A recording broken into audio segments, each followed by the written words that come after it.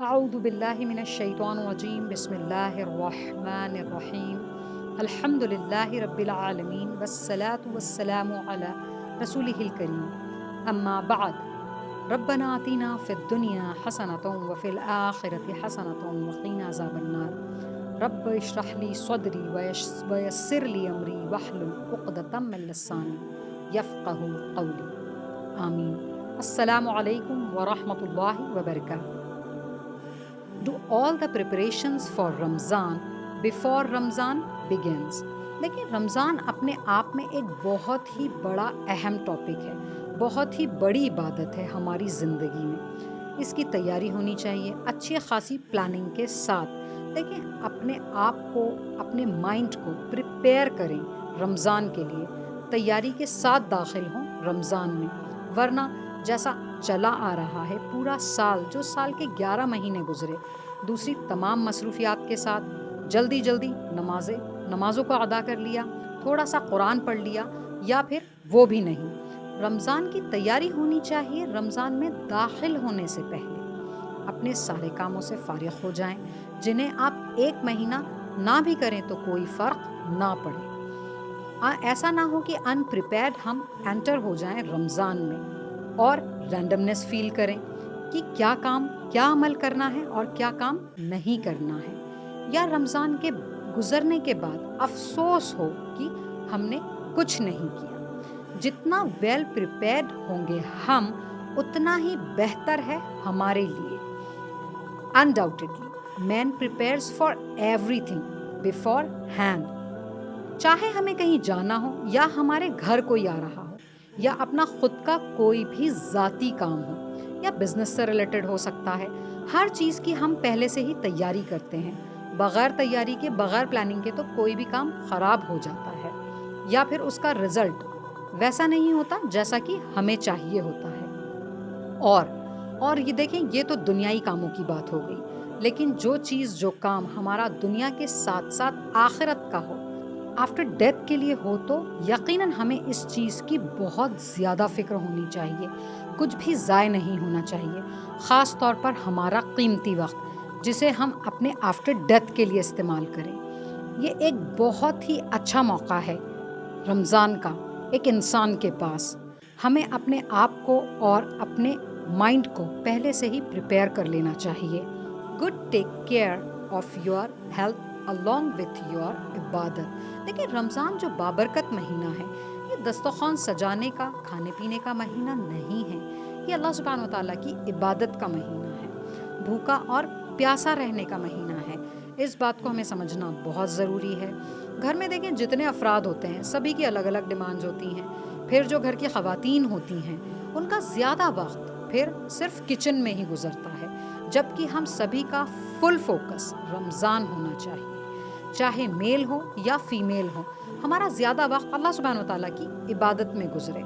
جس طرح ہم 11 منتھس اپنے تمام فرائض کا خیال رکھتے ہیں، ہمیں جو ہماری کچھ نفل عبادت بھی ہوتی ہیں، انہیں ہمیں رمضان میں مزید بڑھا دینا چاہیے۔ ان تمام نیکیوں کی ہمیں اس ایک مہینے میں اتنی عادت ہو جائے کہ رمضان کے بعد 11 مہینے ہم ان سے دور نہ رہ سکیں، ہماری تمام بری عادتیں دور ہو جائیں۔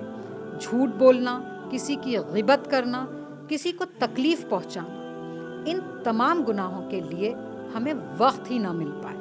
ہم اتنے ٹرین ہو جائیں اس رمضان میں انشاءاللہ۔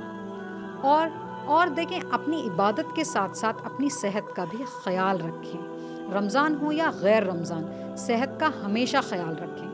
دیکھیں، صحیح بخاری کی روایت ہے 6412، نبی کریم صلی اللہ علیہ وآلہ وسلم نے فرمایا کہ 2 نعمتیں انسان کے پاس ایسی ہیں جن کے تعلق سے اکثر لوگ، زیادہ تر لوگ لاس میں ہیں، ان نعمتوں کی قدر نہیں کرتے، وقت رہتے ان کو غنیمت نہیں جانتے۔ پہلی چیز کیا ہے؟ پہلی چیز ہے صحت، اور دوسرا اس کا خالی وقت، فرصت۔ انسان انہیں نظر انداز کرتا رہتا ہے، اور یہ دونوں نعمتیں اس کے ہاتھوں سے کبھی بھی جا سکتی ہیں۔ پھر انسان یہ سارے کام ویسے نہیں کر سکتا جب وہ صحت مند تھا تب کیا کرتا تھا۔ اللہ سبحانہ تعالیٰ کی تمام نعمتوں کا شکر ادا کریں، وقت رہتے ان کی قدر بھی کریں۔ رمضان المبارک کی آمد ہے، ہر بہتر عمل کے لیے پہلے سے ہی تیار ہوں۔ کیسے؟ اللہ سبحانہ و تعالیٰ کے دونوں حکموں پر بہتر طریقے سے عمل کریں، حقوق اللہ اور حقوق العباد دونوں پر۔ جس میں بھی کمی ہو رہی ہو اس غلطی کو ٹھیک کر لیجئے۔ اللہ سبحانہ و تعالیٰ کے ساتھ ہو تو اللہ سبحانہ و تعالیٰ سے معافی مانگ لیجئے اور اس غلطی کو، اس گناہ کو چھوڑ دیجئے۔ اور حقوق العباد میں غلطیاں ہو رہی ہوں تو فوراً اس کو بھی ٹھیک کر لیجئے معافی مانگ کر، اور ان باتوں کا خیال رکھیں وہ غلطیاں، وہ گناہ دوبارہ نہ ہوں، چاہے وہ پیرنٹس کے ساتھ ہوں، چاہے وہ بھائی بہنوں کے ساتھ ہوں، چاہے وہ بیوی کے ساتھ ہو، شوہر کے ساتھ ہو، یا پھر قریبی ریلیٹیوز ہوں، قریبی یا دور کے ریلیٹیوز ہوں، یا نیبرز ہوں، کوئی بھی ہو سکتا ہے۔ اپنے معاملات کو درست کر لیجئے۔ دیر از نو ریلائنس آن ڈیتھ، ورنہ بڑی بڑی نیکیاں بھی کام نہیں آتی۔ جی، this is a very big dangerous issue, اور اس مسئلے سے انسان کو نکلنا بہت ضروری ہے۔ دیکھیں، رمضان میں ہر ایک نیک عمل جو ہے وہ 10 سے لے کر 700 گنا تک بڑھا دیا جاتا ہے، اور یہ حدیث صحیح بخاری صحیح مسلم دونوں کی ہے۔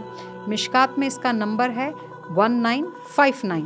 نبی کریم صلی اللہ علیہ وآلہ وسلم نے فرمایا، ابن آدم کے ہر نیک عمل کو 10 گنا سے لے کر 700 گنا تک بڑھا دیا جاتا ہے۔ اللہ سبحانہ و تعالیٰ فرماتا ہے، روزہ خاص میرے لیے ہے اور میں ہی اس کی جزا دوں گا۔ صحیح بخاری کی روایت ہے 1903۔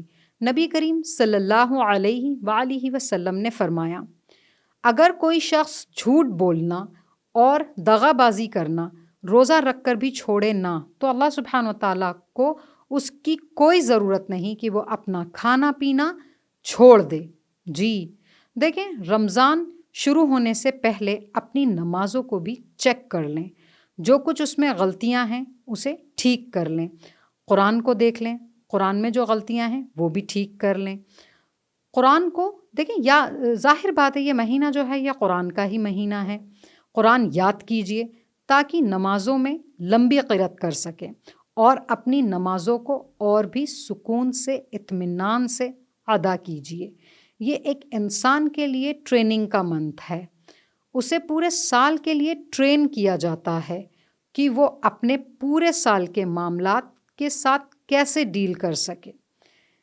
انسان کو 11 مہینے کے لیے ٹرین کیا جاتا ہے اس ایک منتھ میں، رمضان میں۔